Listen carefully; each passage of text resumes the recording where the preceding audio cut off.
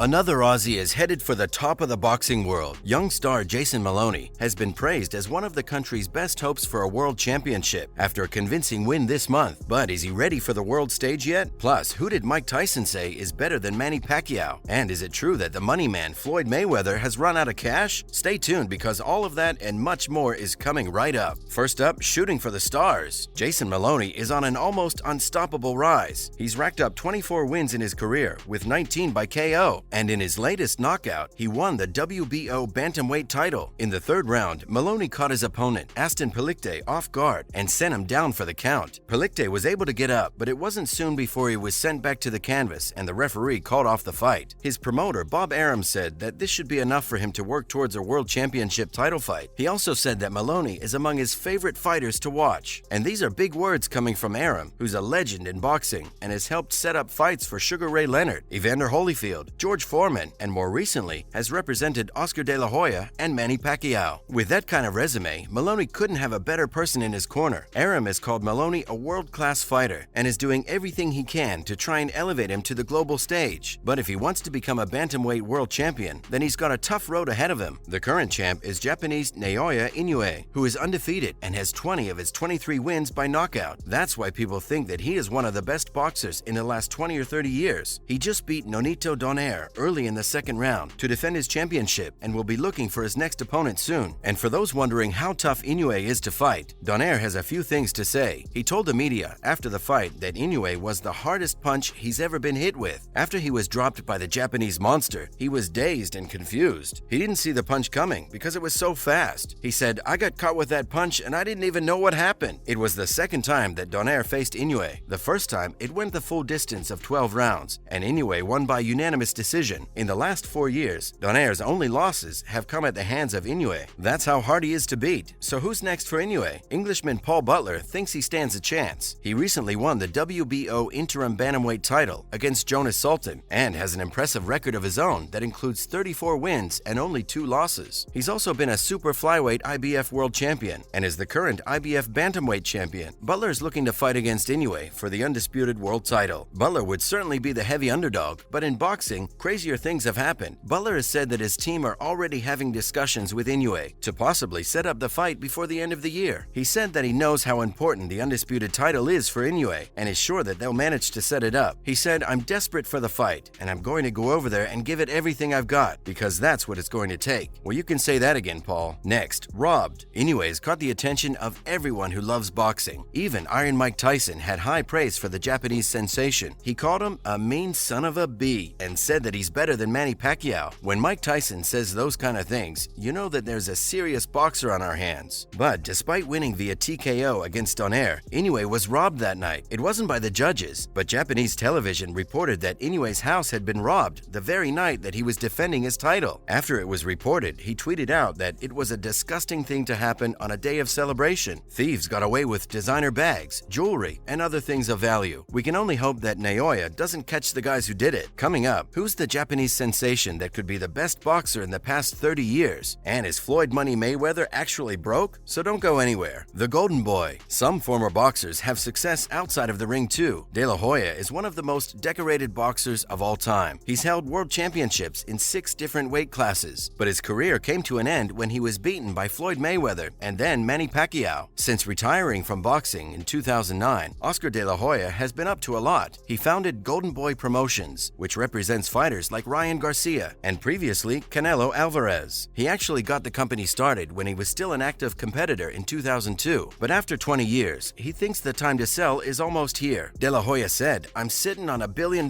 company and I can't wait to get rid of it." He thinks that what he has done as a promoter in boxing has earned him a spot in the Boxing Hall of Fame. Golden Boy owns 25% of the Major League Soccer team Houston Dynamo, along with other investments. Whether or not the company is actually worth $1 billion is unclear. De La Hoya himself has an estimated net worth of around $200 million, and if he's right about his company's valuation, he could soon be a billionaire. And his promotional company isn't the only thing that's kept him busy in the last few years. Back in 2018, he even announced that he was considering running for president of the United States in the 2020 election. Could you imagine if we had Oscar De La Hoya instead of Joe Biden? Next, a dark day. In sadder news, a South African boxer, Simiso Buthelezi, reminded the boxing world just how dangerous the sport is. Buthelezi was fighting his opponent when he was knocked down to the floor, and in footage that has gone viral, Simiso got back to his feet but was swinging meters away from his opponent. The referee knew that something was seriously wrong and stopped the fight before the South African was taken straight to the hospital. That's when doctors found that the young boxer had a brain bleed and he was put into a medically induced coma. Just hours later, Simiso died in the hospital, with the South African Boxing Association confirming the news. His trainer has said that there's nothing unusual about his training and that he gave no indications of being sick. He's the second boxer to die inside the ring this year and has people calling for more safety regulations to try and improve the sport. Unfortunately, after the fight, Simiso's opponent became the target of online abuse. It has been so bad that he said that he's contemplating suicide. He even said that his neighbors were posting messages attacking him and that he no longer felt safe. In a post on social media, he said, "I did not kill Simiso. It was not a matter of life or death. All I wanted was to win the title, which maybe was going to help change my life and that of my family." Now he says that people have called him a killer and threatened him online. We can all agree that this kind of abuse has no place in boxing. Next, no Money Mayweather? In lighter news, it's Floyd Money Mayweather back in the headlines. He has generated more money than any other fighter in history and reportedly earned $280 million